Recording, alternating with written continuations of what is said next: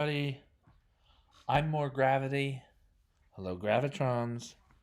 Let's play chess. Today's uh, stream is about a game that I finished about 5 minutes ago. Let's see how things shook out. How did the game become? So I see my opponent with the Sicilian defense. You can meet the Sicilian defense with the Alpine Sicilian, also called the C3 Sicilian. White plays the move to C3, taking a little time out of more aggressive options against black, but in order to support the pawn move, pawn to d4, and possibly garner for himself a central pawn duo. This is a strange move, pawn to c4, right, where my opponent's losing his pawn straight up. If we look at these moves, it seems like maybe my opponent thinks he can beat me even with a little bit of self-handicapping. I'm not sure about that. I don't know if it's fair to say that, but it was a thought for sure that I had in reviewing this game just a minute or two ago. So after knight takes c4, then pawn at e6 takes f7 check, threatening to promote. Of course, the king captures, and then the idea is that when white plays queen to d5 check, king moves back to a sensible square and captures the knight. And now white is very directly ahead by 2 points of material quite early on here. So I'm feeling good about my chances. Black has a discombobulated kingside pawn situation. I don't have the light squared bishop to get there, but I've got my queen, so that's the thing. This pawn in the center is staking more territory for white than black's is. It's white's turn to move. And overall, I think white's doing quite fine here. And then, of course, yes, the 2 pawns worth of material.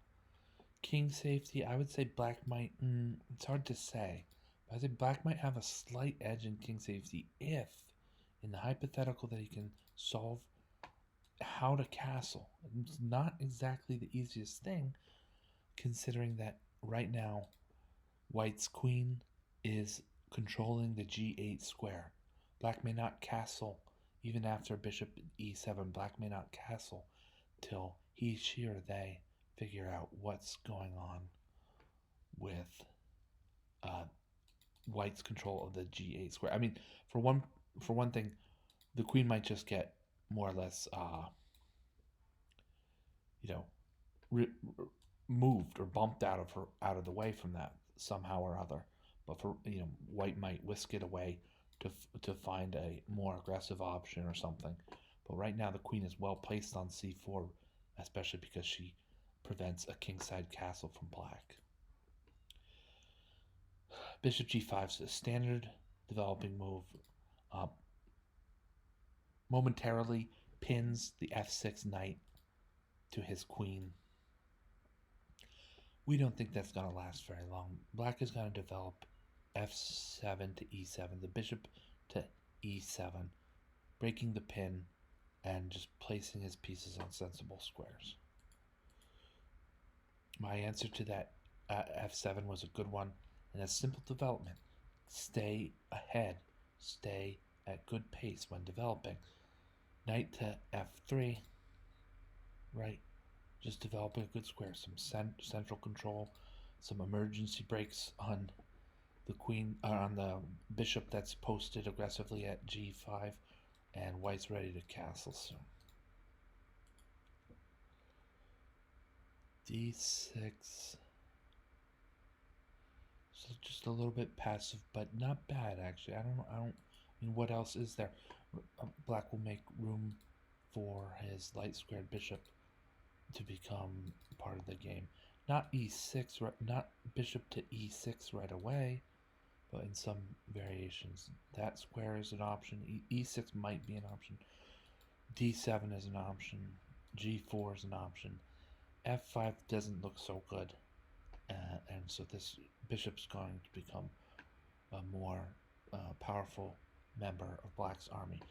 So, what do we think overall about? Actually, what do we think overall about this position? We're gonna count the 6 forces of chess, right? King safety, mobility, space, material, clock, and initiative. These are the same 5 forces espoused by Grandmaster Yasser Seirawan, plus the one force that I'm adding, which is clock, different from what he calls time, which I'm calling initiative. What's that all mean? These are different. If you're inclined towards mathematics, these are 6 different orthogonal or nearly orthogonal parts or pieces to a chess position. Just meaning there's 6 different ways to view the chess position, and most of them don't have all that much to do with the other. And then the other over to a third, rather. And then the other over to a third. Okay, white is ahead in king safety. Most definitely now. Black hasn't castled, missing a pawn. White's castled. He's got his kingside pawn structure exactly right. He's got this great knight on f3 that is defensive right now but could spring into action. All these great things. White has superior king safety. Mobility is for white. With more pieces developed and pieces with meaningful lines of attack and movement, white is ahead in mobility. I'd say probably mildly. Maybe pushing moderately, but we'll say mildly. Space.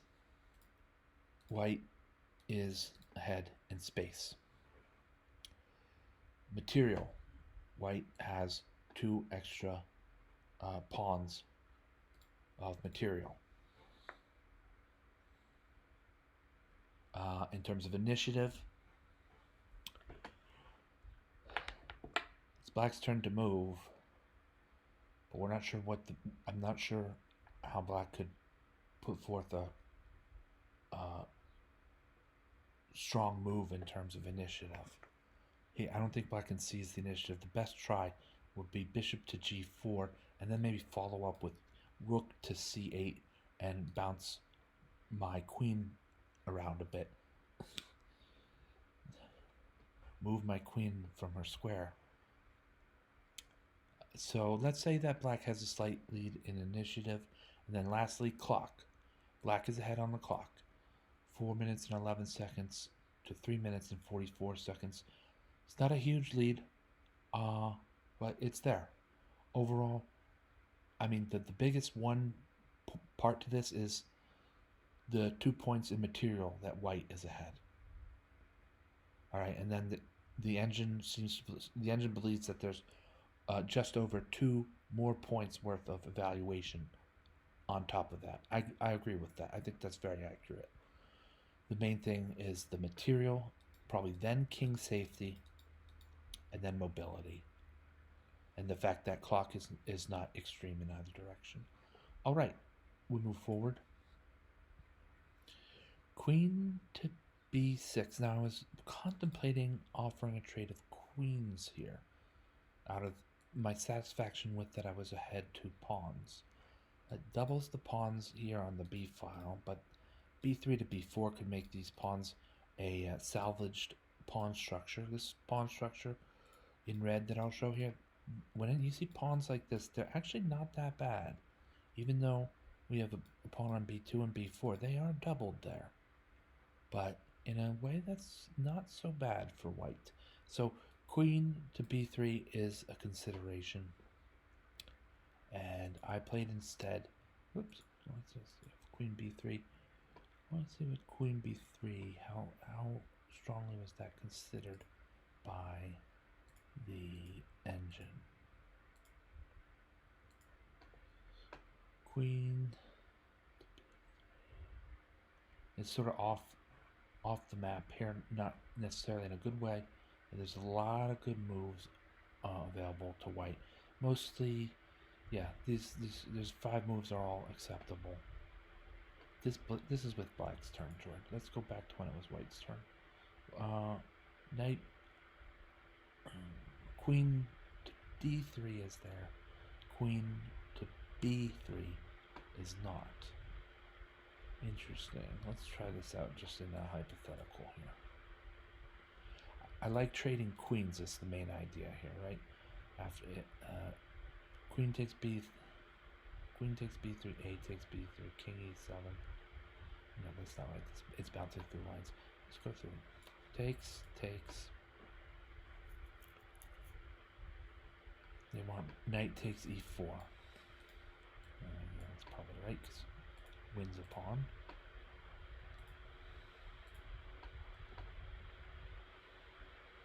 I don't know. It's a different game. It's a totally different way to this. I would play rook e1 here with a strong pin.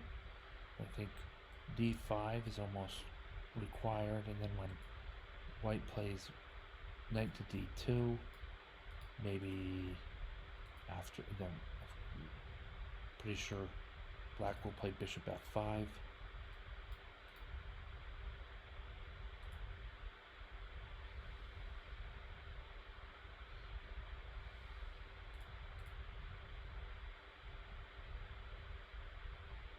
Engine says king d7.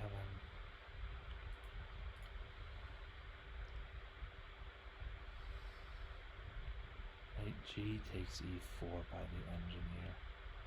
Oh, what? Knight d. This doesn't make sense. Black doesn't have any knights on the board.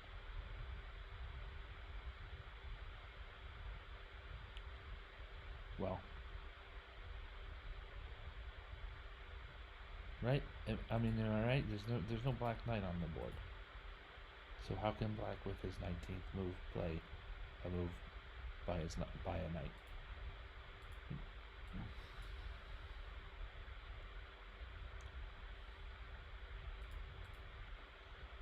Yeah. So in this variation, white does fine. White's doing fine. Still holding on to 2 extra pawns in an endgame. Black has the better, longer range piece in this endgame, but I think white is overall doing fine. There's some weaknesses There's some weaknesses in black's camp. Who knows? A7 could become weak. All these things. We go back.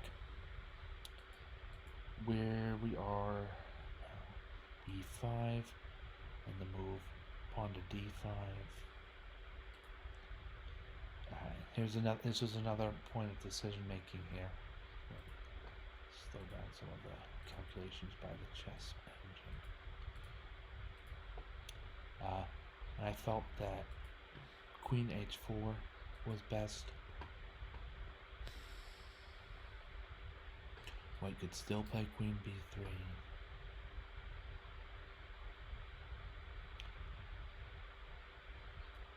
Queen d4 makes sense. Not quite, because of bishop c5. Yeah, so I played the best move. Let's move forward.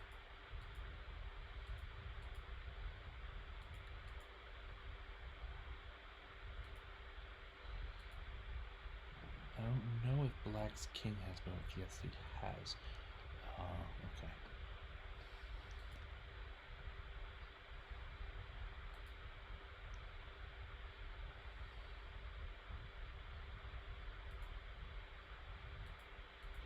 White's happy for a trade of queens, a trade of minor pieces even. And at this point I thought maybe knight f3, and on thinking further, I said, well, that helps with securing e5. But if I play f4, the f4 pawn's protected. It become protected even more so by pawn to g3, and that pawn's protected by h2, which is protected by my king, going all the way back. White will end up with this monstrous pawn. It's not really a pawn storm. This monstrous pawn formation from h2 to e5, and the whole thing is anchored on the first rank white's basically white's going to attack space in the rest of this game. Just look at this pawn chain. That's what it's called. Thank you. Just look at this pawn chain. How much space white has, and it's good space. It's not crazy space. Like, this is technically space for the d5 pawn, but the e5 pawn is in control of the square, so that's not good space either. We'll even count that 3 squares of space against white's 1, 2, 3, 4, 5, 6, 7. So white has a huge advantage in space. And now this is one of the things I remember telling you, orthogonal means basically 90 degrees. Like, the one doesn't have all that much to do with the other, and the other doesn't have all that much to do with the one. All right, well, that's orthogonal. In this case, we're going to say, well, these things are more related than usual. The space from white's pawn structure creates mobility for the white pieces. There's all these different options available to both white rooks and the white knight. There's so much space, and the pieces have so much mobility that an attack is called for. I'll be attacking, and the fact that the fortunate thing too is that this is all on the board for white, while white's king is safe. Nonetheless, we still have a safe king on g1 despite all these maneuvers and attacking options going on for the white pieces. So mobility and space, sometimes they're orthogonal, but they are the two that sometimes bump into each other more often than otherwise. You control a lot of space, and that will aid your side's mobility. Excuse me. Both, really. It will aid your side's mobility.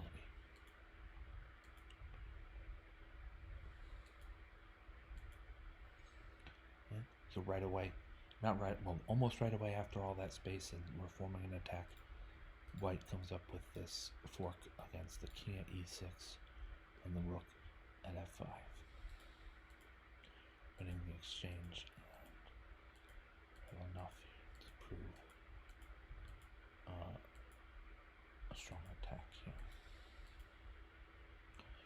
I'm not going to give black the h file, although it wouldn't be all that bad, so I can have my rook support it or my king support it. I'm going to take that h file. It's always tempting to try to play the en passant move, which would be f5 takes g6 ep here. The en passant doesn't occur that often. This. Okay, no, I'm mistaken. You can mark that just normally without indicating ep. But there's the en passant chance, and I thought I'm going to pin the knight to the king and probably win this knight by force soon thereafter, and if not, then I'll pick up some sort of ancillary gift like the pawn on g5. Instead, I chose to double on the h file. Now when I double, there's at least going to be a rook trade, and white won't be ahead by just too much material.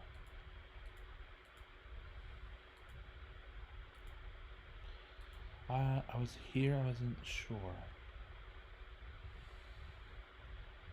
The idea being I could have captured on g8. I think that endgame is winning. But also capture on a4 is fun. I'll put it as an inaccuracy for sure because I'm losing material, but after I play, I don't even have to play e6 rather. I can just let's play this in practice. This is in case I had sacrificed the exchange before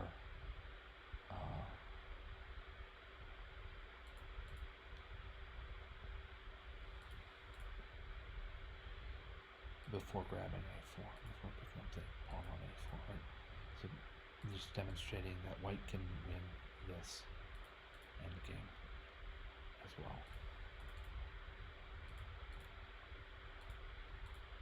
Right? So that's clear, right? Totally clear. Totally clear. Dr. Wyatt.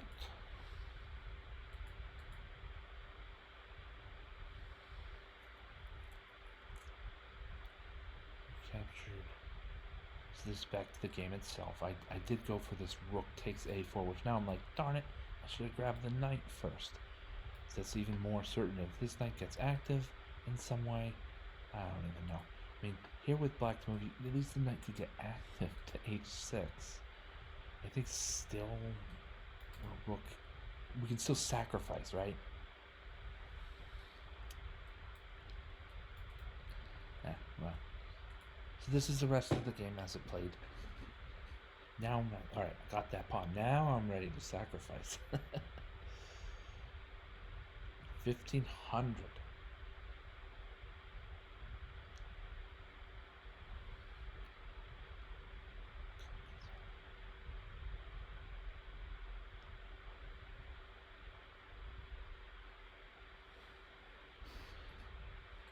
We discussed this already, but remember, it bears repeating.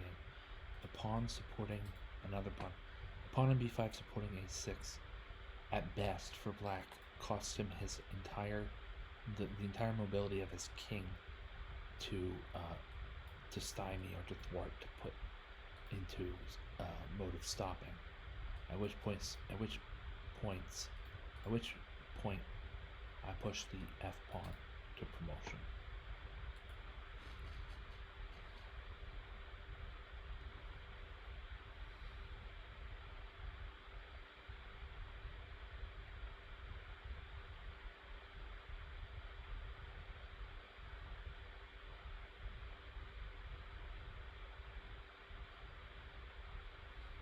There it is. All right.